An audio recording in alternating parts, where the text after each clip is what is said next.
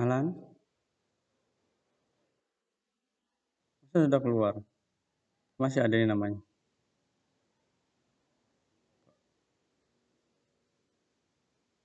Alan, suara Ustadz kedengaran?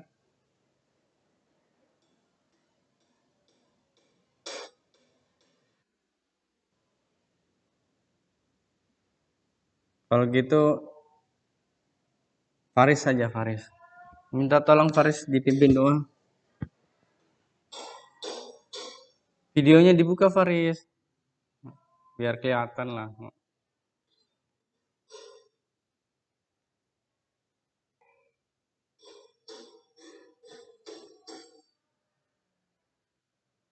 Tangannya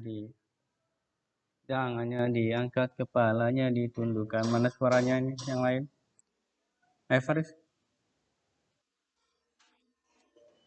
Bismillahirrahmanirrahim.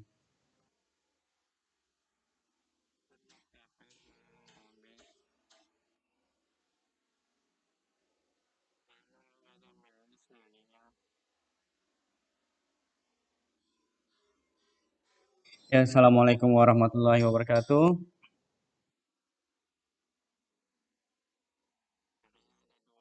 Kita yang meninggalkan ruangan.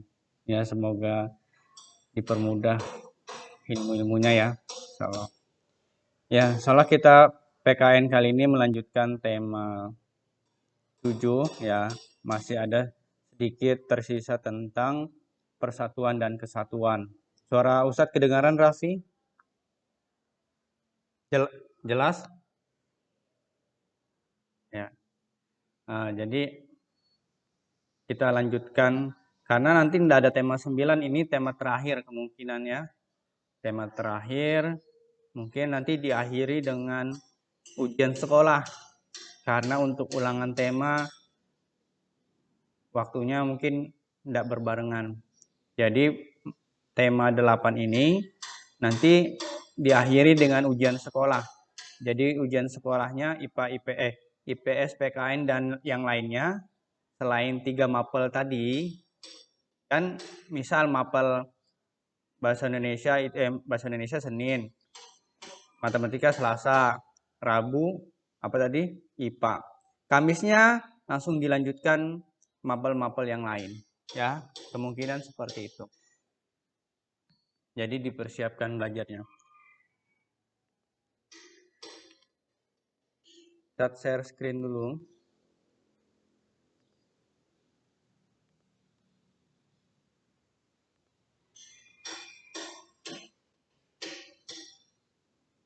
Ini kelihatan slide-nya, Raffi? Kelihatan slide-nya? Kelihatan ya? Faza, kelihatan slide-nya, Faza? Ya. Kita masih membahas sedikit tentang persatuan dan kesatuan terhadap kehidupan berbangsa dan negara. Ya, ada landasan hukumnya. Ya, ada beberapa landasan hukum untuk persatuan dan kesatuan bangsa. Yang pertama yaitu sila ketiga. Sila ketiga apa, Faris, bunyinya?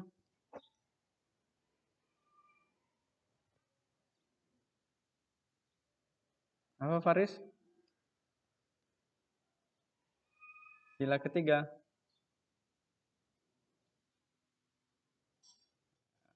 Benar?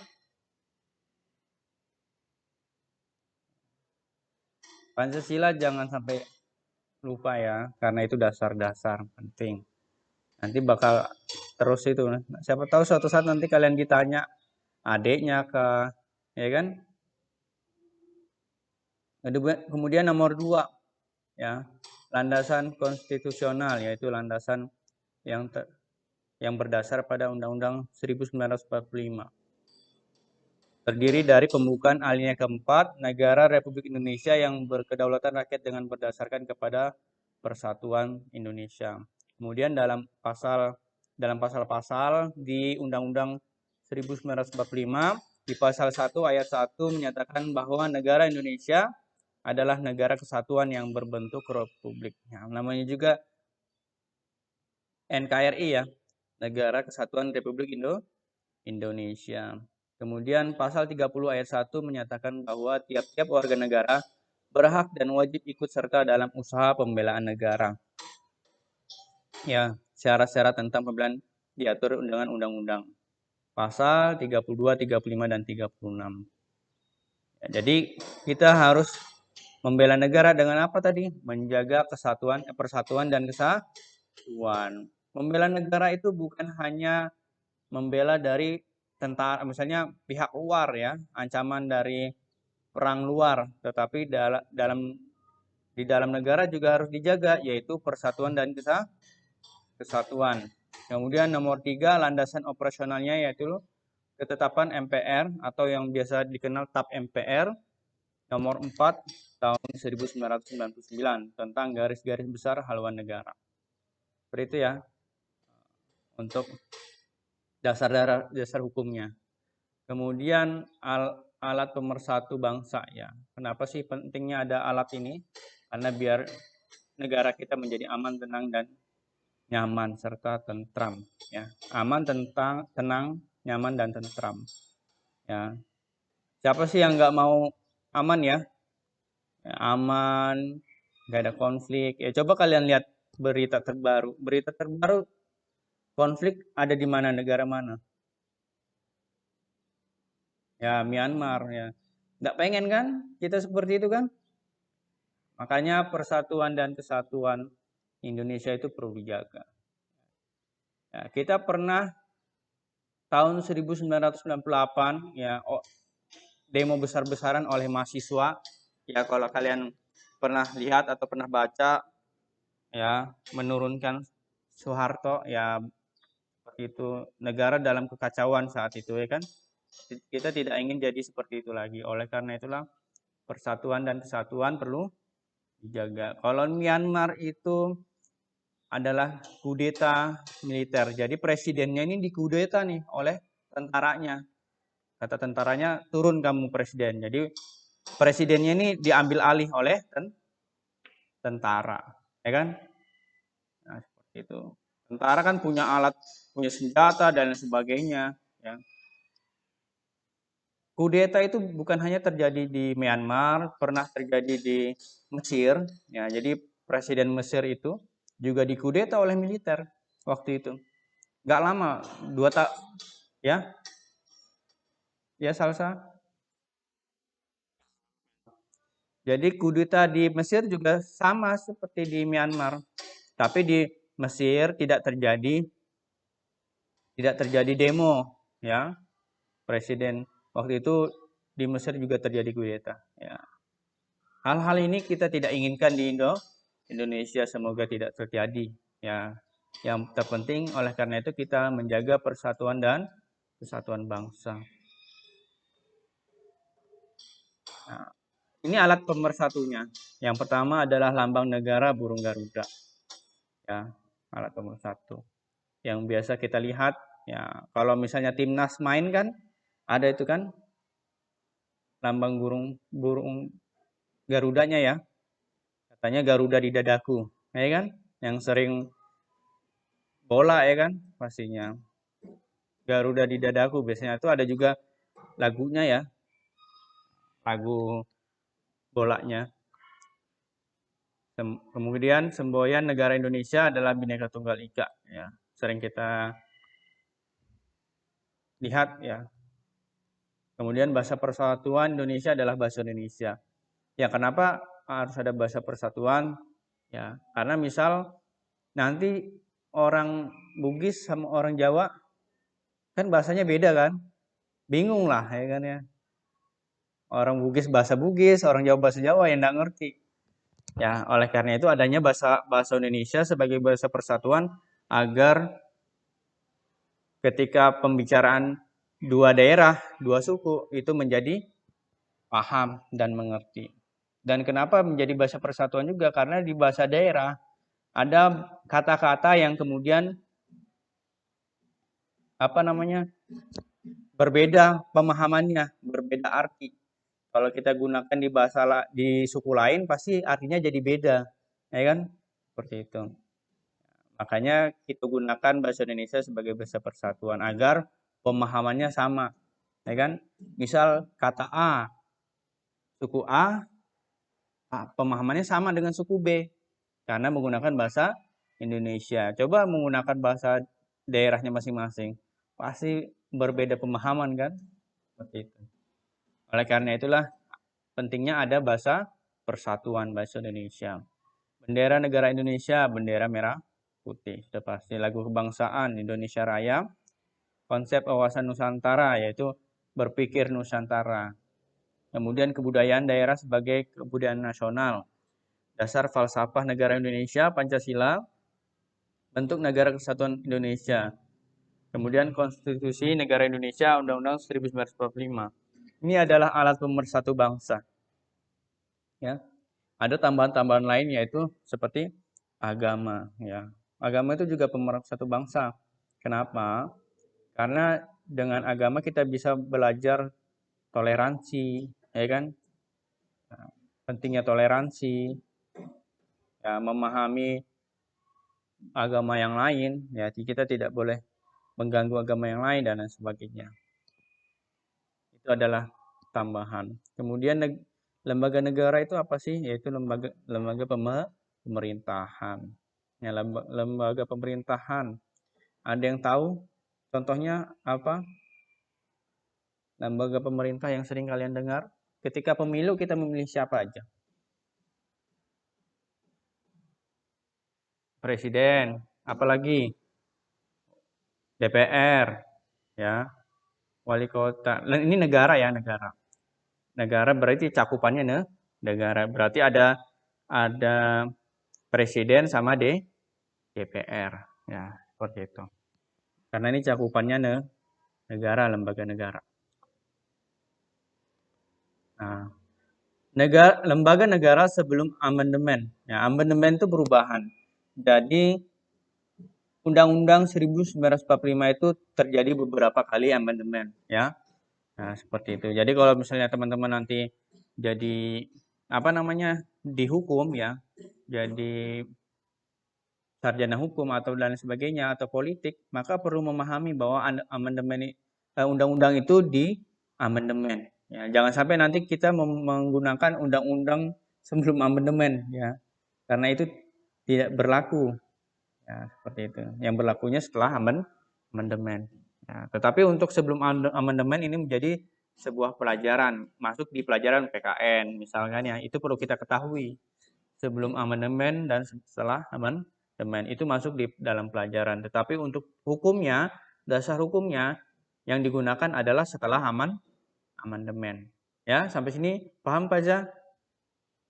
Ya. Jadi yang kita gunakan dasar hukumnya nanti adalah setelah perubahan. Amandemen itu perubahan. Yang pertama di sini ada DPR. Kemudian ada presiden, wakil presiden. Ada MA atau Mahkamah Agung. Kemudian Dewan Pertimbangan Agung. Badan Pemeriksa Keuangan. Ini adalah sebelum amandemen.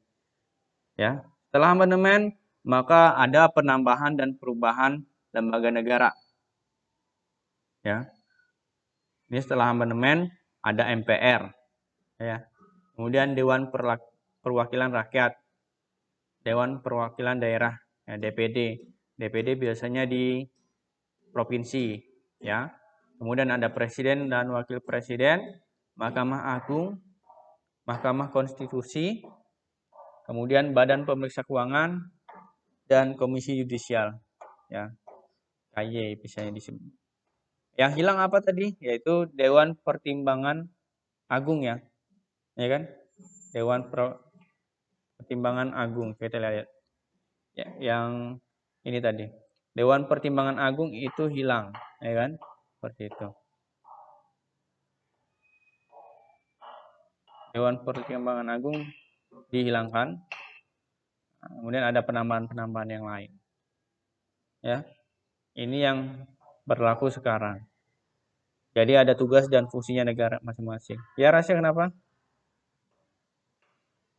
Ya mungkin ada pertimbangannya dari DPR ya, perumusnya kan DPR seperti itu dan lain sebagainya. Jadi dihilangkan atas dasar pertimbangan. Tetapi untuk yang tidak ada amandemen itu adalah Pancasila ya. Pancasila tidak bisa yang diubah hanya undang-undangnya, ya seperti itu. Undang-undang itu biasanya ada perubahan, ya pasal ini dan pasal sekian karena kebutuhan kebutuhan zaman sekarang berbeda kan dengan zaman lalu seperti itu.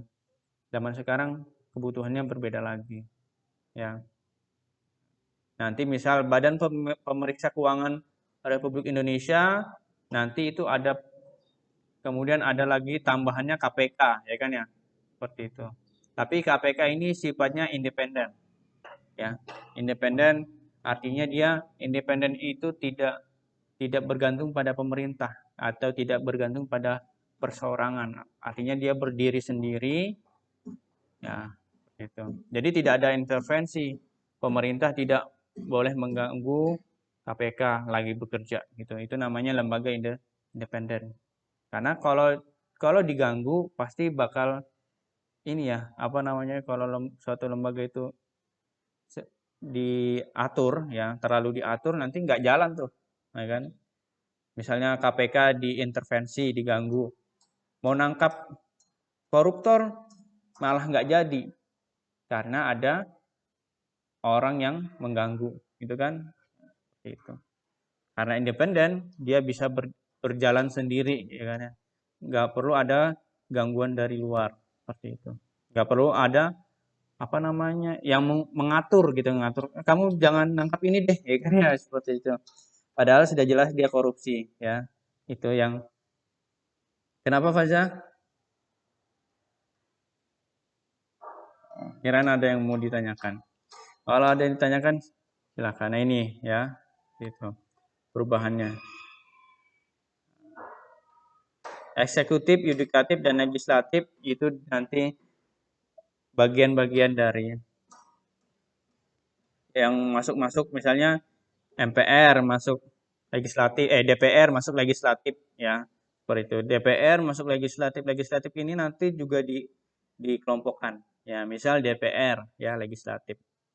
Ya, yudikatif tadi ada sendiri komisi yudikatif, ya eksekutif juga ada, ya, ya seperti presiden dan wakil presiden. Nah, dimasukkan dalam kelompok-kelompok BPK dan KPU. KPU itu Komisi Pemilihan Umum. Ya, karena kenapa ada KPU? Ya sebelumnya tidak ada KPU. Ya, dulu pemilihan presiden itu melalui DPR, ya. Dulu pemilihan presiden melalui DPR. Suara-suara DPR itu yang memilih, ya. Makanya belum ada KPU. Sekarang karena presiden dipilih langsung oleh rakyat, maka baru ada KPU. Seperti itu ya. Nah, jadi dulu belum ada langsung aja dipilih. Suara terbanyak di DPR memilih satu presiden. Ya. Terakhir sebelum SBY kemarin. Itu zamannya siapa? Sebelum SBY masih ingat? Presiden siapa? Sebelum SBY?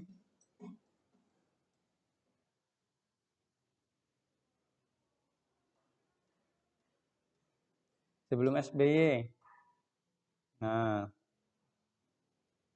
sebelum Gus Dur sebelum atau setelah Megawati? Gus Dur dulu atau Megawati dulu? Ya, ya Gus Dur dulu ya. Baru Megawati, baru SBY. Ya. Ketika zaman SBY baru pemilihan langsung oleh rakyat, ya seperti itu. Jadi langsung dipilih oleh rakyat. Makanya ada KPU karena itu berdasarkan kebutuhan negara ya. Kalau dulu belum perlu ada KPU gitu. Dan KPU pun juga ada perwakilannya tiap daerah. Ya, jadi nggak langsung KPU pusat yang ngatur. Jadi ada perwakilannya di daerah masing-masing. Ya. Kalau presiden berapa tahun sekali biasanya pemilunya? Ada yang tahu? Ingat? 4 tahun atau 5 tahun? Ingat ya. Nanti ketika kalian umur 17 atau sudah punya KTP, itu sudah bisa milih, yaitu saat SMA, ya kan? Saat SMA juga sudah bisa milih. Kalau sudah diurus KTP-nya ya, gitu kan, sudah diurus ininya dan lain sebagainya. Ya, seperti itu. Jadi gunakan hak pilih nanti ketika kalian sudah bisa memilih dengan sebaik-baik mungkin, karena apa namanya, itu bergantung pada yang milih, ya kan ya, seperti itu. Ya harus milih agar menentukan bangsa ini bagaimana ke depannya, ya kan? Seperti itu. Pilih yang baik-baik, ya kan? Nanti kalau misalnya begini, apa namanya? Kalau misalnya orang baik nggak mau milih, ya kan? Yang milih semua orang jahat. Bagaimana negara Indonesia ke depan? Kira-kira, Farhan. Kira-kira misalnya orang baik ini nggak mau milih nih. Orang jahat semua yang milih nih. Gimana negara kita ke depan kira-kira? Nah, kan? Itu sih gambarannya, ya kan? Kalau orang baik nggak mau milih, ya karena kita negara Indonesia ini adalah negara demokrasi ya, ditentukan oleh suara atau voting gitu. Kalau orang baiknya nggak mau memperjuangkan, ya tadi negaranya ya kacau gitu kan ya, seperti itu. Ya itu ya dari Ustadz. Nanti untuk latihannya ada di set ya. Silahkan dikerjakan.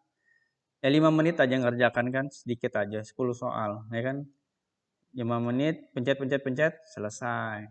Ya. Karena ini sudah akhir-akhir, jadi tugas-tugas itu sudah harus usahanya kumpul, direkap, nanti hasilnya bakal dimasukkan ke ijazah. Ya. Kalau nanti nilai tugasnya kurang, berarti nilai ijazahnya juga kurang. Ya, nanti nilai ijazah itu dirangkum ya dari nilai rapot. Nilai rapot kan dari nilai tugas juga, ya kan? Seperti itu.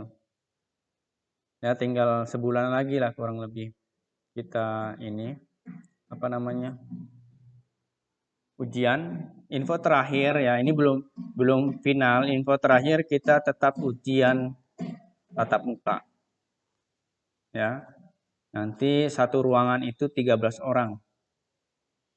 Satu ruangan 13 orang. Ya, nanti ada pengawas dari sekolah lain 1 orang. Ya, itu info terakhir.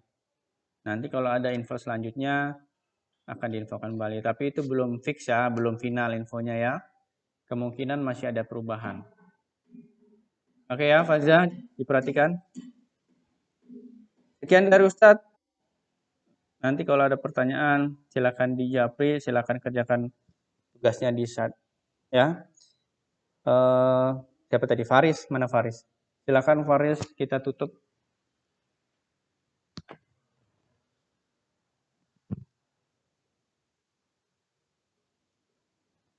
Faza tawarin ke temannya makanannya, Faza jangan makan sendiri.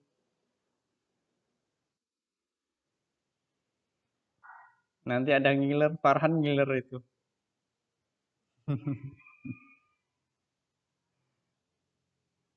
Ayo Faris, mana Faris ini? Ditutup Faris.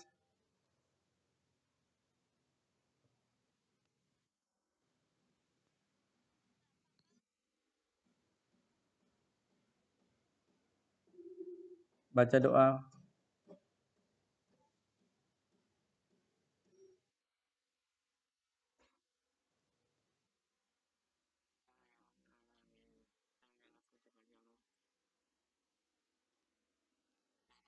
Ustadz, jangan lupa dijaga kesehatannya ya, biar nanti sampai ujian sehat terus dan seterusnya sehat terus ya, dijaga kesehatannya. Kalau nggak perlu keluar jangan keluar dulu ya kan. Itu kurang lebihnya mohon maaf dari Ustadz. Assalamualaikum warahmatullahi wabarakatuh.